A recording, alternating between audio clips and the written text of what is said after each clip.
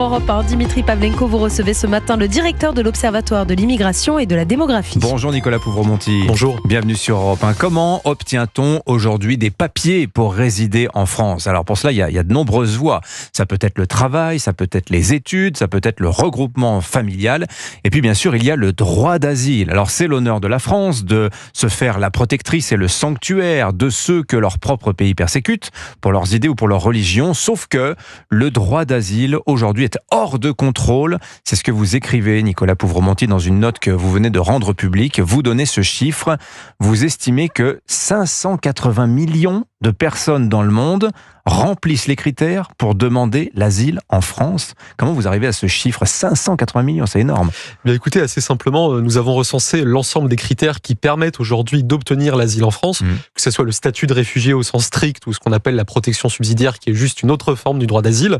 Et il faut dire que ces critères se sont étendus de manière très large au cours des dernières décennies, de telle sorte qu'aujourd'hui, le droit d'asile ne concerne plus des individus, mais des groupes entiers, parfois quasiment des peuples entiers. On pourrait multiplier les exemples. Toutes les femmes afghanes, par exemple, ont droit à l'asile en France. C'est 20 millions de personnes. Parce que femmes et afghanes. Parce que femmes et afghanes. Potentiellement 20 millions de personnes. Absolument. Toutes les personnes homosexuelles d'un certain nombre de pays persécutées pour cette raison. Les populations de zones soumises à des violences de haute intensité, au Soudan, en Somalie, à Haïti.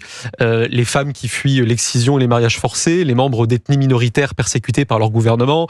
Les personnes atteintes d'albinisme, les albinos du Nigeria. On pourrait multiplier l'inventaire de ce type-là. Oui. Et effectivement, en appliquant ces critères à l'ensemble des pays du monde, on arrive à estimer qu'environ un demi-milliard de personnes, 580 millions, remplissent au moins l'un des critères permettant d'obtenir l'asile en France. Alors, vous montrez que dans certains pays, surtout en Afrique, vous avez entre le quart et la moitié de la population de certains pays, je pense au Soudan, à l'Éthiopie, etc., qui sont éligibles au droit d'asile en France. Mais qui définit ces critères? Qui fait fonctionner ce droit d'asile qui ne cesse de s'étendre avec toujours plus de possibilités d'y avoir droit? Et écoutez, c'est le canal d'immigration sur lequel le politique aujourd'hui a le moins de contrôle. Le droit d'asile est déterminé en amont par des grands traités structurants, donc la Convention de Genève de 51 sur le statut des réfugiés, le protocole de New York de 67, c'est la même chose en plus étendue. Et en aval, les traités européens également. Absolument, les traités européens qui ont internalisé les dispositions de ces grandes conventions. Et en aval, des juges, donc en l'occurrence en France, c'est la CNDA, la Cour nationale du droit d'asile. Au niveau européen, c'est la Cour de justice de l'Union européenne qui interprète ces traités et qui définissent sur la base des grands principes fixés par ces traités qui a droit à l'asile. Et l'État n'a pas de prise sur la Cour nationale du droit d'asile? L'État n'a pas de prise sur cette Cour. Et l'État... En vertu de la séparation des pouvoirs, c'est ça? Absolument.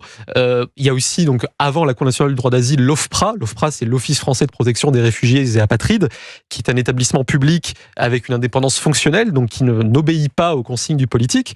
Et la vraie difficulté, c'est que ce droit d'asile, aujourd'hui, c'est un droit absolu, c'est une sorte de droit opposable à l'immigration, c'est-à-dire que si vous vous présentez en France et que vous remplissez les critères de l'asile, vous obtiendrez l'asile sans qu'aucune limite quantitative ne puisse être fixée dans l'état actuel de notre droit. Alors ça, c'est très important de dire qu'il n'y a pas de quota, entre guillemets. C'est ça. Donc, si on reprend l'exemple des femmes afghanes, dès lors que l'on considère qu'étant femmes en Afghanistan, elles sont exposées à des persécutions, c'est pour ça qu'on ne peut pas, si les 20 millions de femmes afghanes, prenons cet exemple théorique, demandaient l'asile en France, on ne pourrait pas leur refuser? Absolument, elle l'obtiendrait parce que le droit d'asile n'est pas soumis à aucune limitation de volume finalement. Et lorsqu'on évoque un demi-milliard de personnes qui remplissent ces critères de l'asile, il ne s'agit pas de dire que ce demi-milliard de personnes va se rendre en France, ni même que toutes ces personnes vont quitter leur pays. Mais il suffit que 1%, 2%, 5% de ces 580 millions de personnes décident de se rendre en France pour que les capacités d'accueil de notre système d'asile déjà saturé explosent complètement et qu'une pression très forte soit mise sur nos sociétés. Alors, dans votre note, vous suggérez quelques pistes pour permettre à l'État de reprendre le contrôle du droit d'asile. Alors, les réponses sont assez techniques, mais en substance, qu'est-ce qu'il faudrait faire, Nicolas Pouvremonti? Parce que c'est vrai, c'est un sujet de préoccupation politique. On le voit aux États-Unis, on le voit en France et en Europe également. Absolument, la crise de l'asile, elle existe dans l'ensemble du monde développé. Écoutez, il y a deux temps de solutions. Et ce qui peut être fait dès maintenant, par exemple, rendre le statut de demandeur d'asile moins attractif. On sait que le montant de l'allocation pour demandeur d'asile en France est plus élevé qu'ailleurs en Europe. On pourrait faire en sorte que la clause d'asile interne, c'est-à-dire le fait de vérifier que les personnes ne peuvent pas être protégées dans une région de leur propre pays, autre que celle où elles sont persécutées, cette clause soit vérifiée systématiquement. Vous avez des demandeurs d'asile aussi qui vont faire la demande dans 5-10 pays européens. Absolument. Et puis à la fin, ils vont aller en France, peut-être parfois en second choix. Tout à fait. Mais ils finissent par arriver. La France est typiquement un pays de rebond avec beaucoup de demandeurs d'asile qui ont tenté leur chance dans un précédent pays et qui viennent ensuite déposer un dossier dans le nôtre. Mais plus structurellement, ce qui mérite d'être interrogé, c'est les grands traités. Ce sont les grands traités qui structurent ce droit d'asile. Oui. La Convention de Genève de 51, elle est tout à fait louable dans son principe, mais enfin, elle est datée. Elle date d'une époque où les réalités migratoires mondiales n'étaient pas du tout les mêmes qu'aujourd'hui.